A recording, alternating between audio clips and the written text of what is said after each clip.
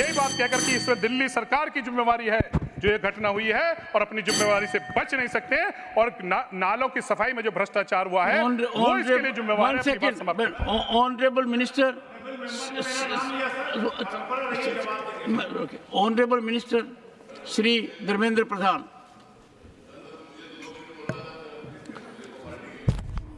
अध्यक्ष महोदय, आज आपने शुरू से ही कहा कि हाउस ने एक अत्यंत संवेदनशील, सभी की मन को कष्ट देने वाला एक घटना के ऊपर सदन आज चर्चा कर रही है।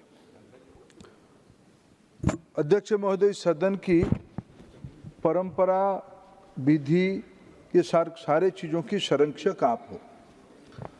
इस चर्चा को शुरू करते हुए प्रारंभ में अत्यंत कुछ माननीय सम्माननीय सदस्यों ने आपकी दक्षता और आपकी विवेक के ऊपर भी चर्चा की है। मैं बड़ा विनम्रता के साथ दोनों पक्ष के मित्रों को ये निवेदन करना चाहूँगा,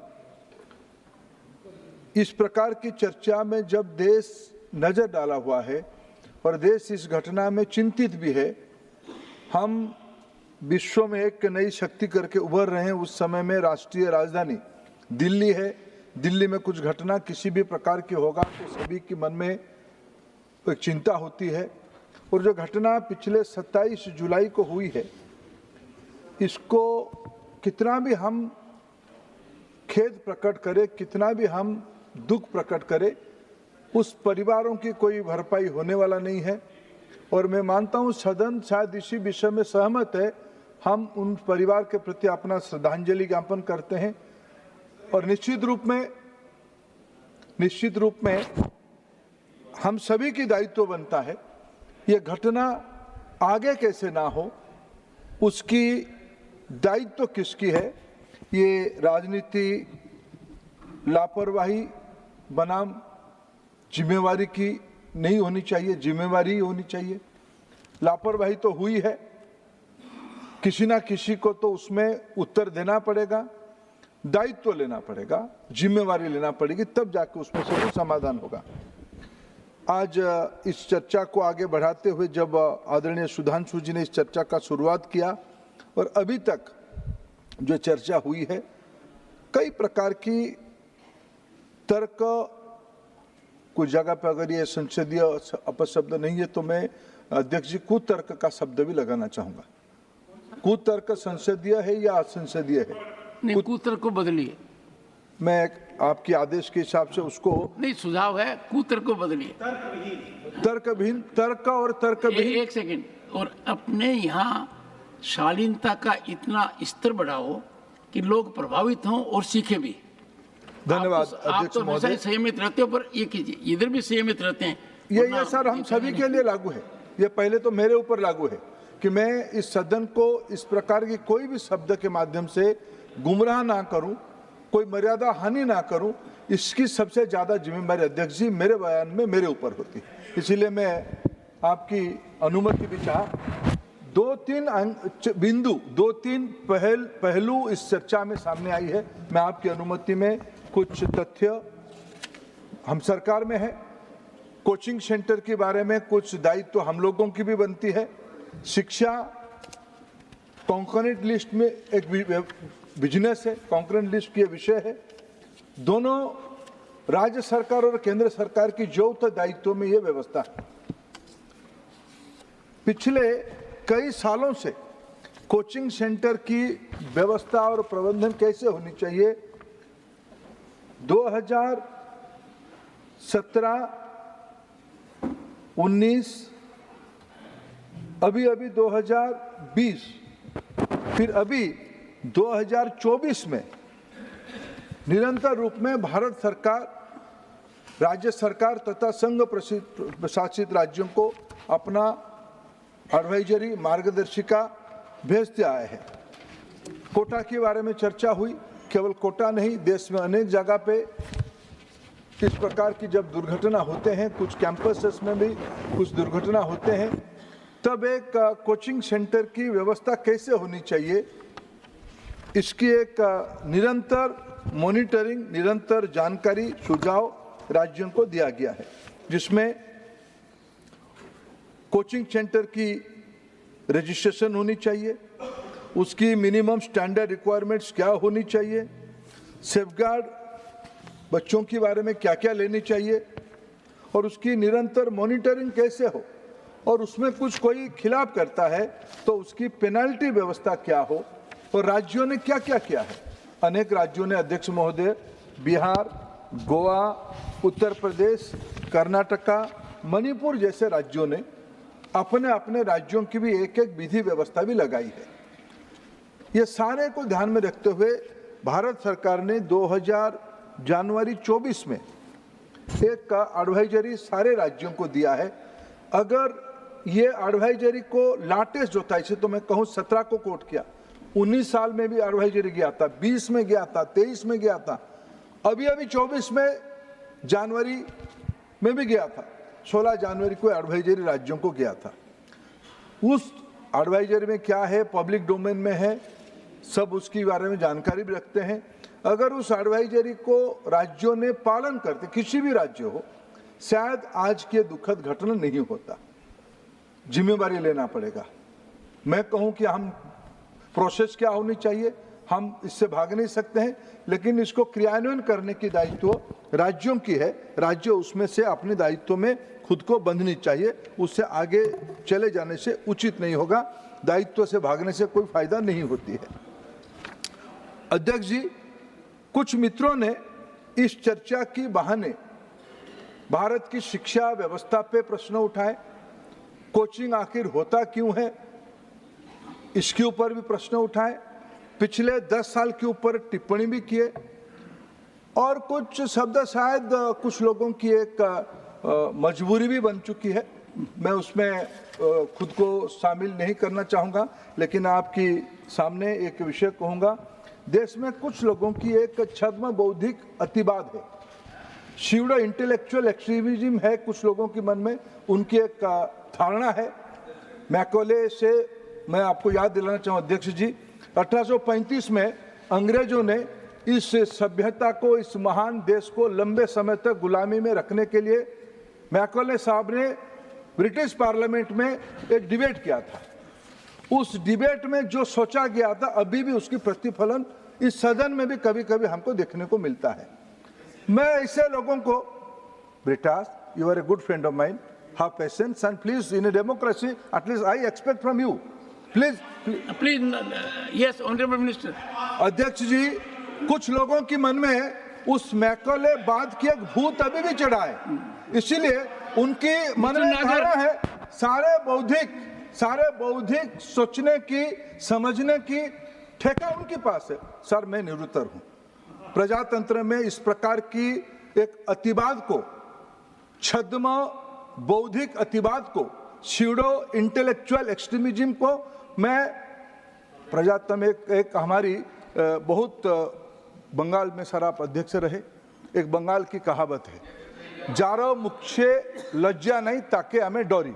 सर, मैं ये लज्जा को भी उड्र करता हूं, शायद असंसदीय शब्द होगा, लेकिन मैं सर इस प्रकार की मानसिकता का कोई उत्तर नहीं है। सर, अभी कहा गया कि नीट में 24 लाख लोगों की भविष्य की, सर मेरे पास जितनी जानकारी है, बीएससी में दोनों बजट की चर्चा करते हुए मेरे सहयोगी ने पूछा है और मेरे को सूचित किया गया है, बीएससी में लोकसभा राज्यसभा में शिक्षा के ऊपर चर्चा होना चाहिए।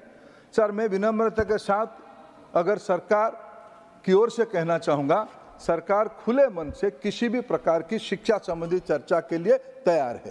स्ट्रक्चर चर्चा हो, हम किसी भी विषय में, ऐसा कोई भी गुनाह हमने नहीं किया, हम देश की मान बढ़ाए हैं, देश की मर्यादा बढ़ाए हैं, देश की बौद्धिक क्षमता बढ़ाए हैं। दुनिया में भारत को नाम करने में प्रधानमंत्री नरेंद्र मोदी की नेतृत्व लंबे समय तक इस देश के इतिहास में लिपिबद्ध रहेगा, इसमें हमको कुछ छुपाना नहीं है। अगर किसी को, अगर मेरे देश की प्रधानमंत्री परीक्षा के पहले बच्चों को बुला के उनको एक अभिभावक के नाते टिप्स देते हैं परीक्षा में तनाव मुक्त रहने के लिए कुछ वार्ता करते हैं, इस असहिष्णुता के सर मेरे पास तो कुछ उत्तर ही नहीं है। भाई आपकी संस्कार आपकी है, मेरे दायित्व मेरा है, मेरे प्रधानमंत्री सही किया है, इसमें कोई छुपाने के लिए बात नहीं। सर जिन लोगों ने खुद को संविधान के ठेकेदार मानते हैं, संविधान उनको ही समझ में आती है। सर अभी 5 दिन बैठ के नीट की सारे पक्षों को सुप्रीम कोर्ट की मुख्य न्यायाधीश जी के नेतृत्व में एक बेंच ने पूरा पक्ष को सुना, और कोई छुप के सुन नहीं रहा था। आजकल तो टेक्नोलॉजी के कारण उस डिबेट को लाइव हो रहा है सर, आपकी सब जैसे लाइव होता है, सुप्रीम कोर्ट की डिबेट भी लाइव होती है। देश ने देखा है, विद्यार्थियों ने देखा है, सारे तर्क को रखा गया है, और नीट के ऊपर एक स्पष्ट कानूनी स्पष्टता बन पाई है। उसके ऊपर किसी को भी कुछ शंका है, हाउस में जब तय होगा चर्चा करने के लिए, हमारी सरकार पूरा कटिबद्ध है उस चर्चा को शामिल होने के लिए।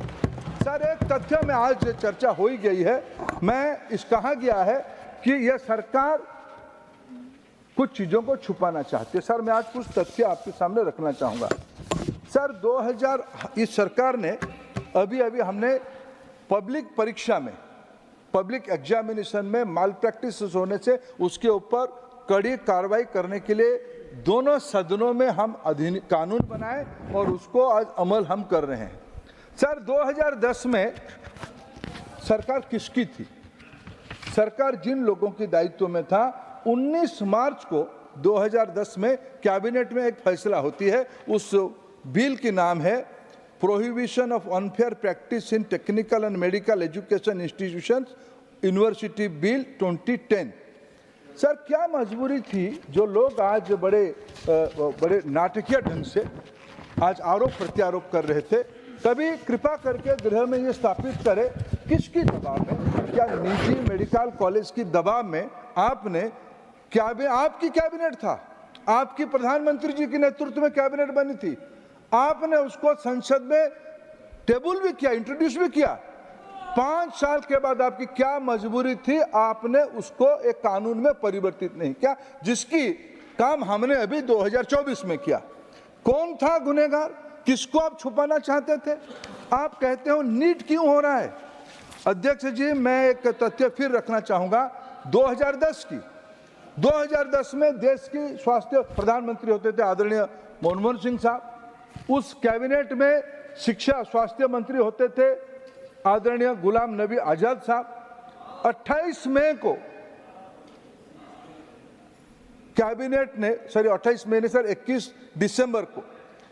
दिसंबर को उस समय की स्वास्थ्य विभाग के निर्देश से एक सिंगल एंट्रेंस एग्जामिनेशन होगा।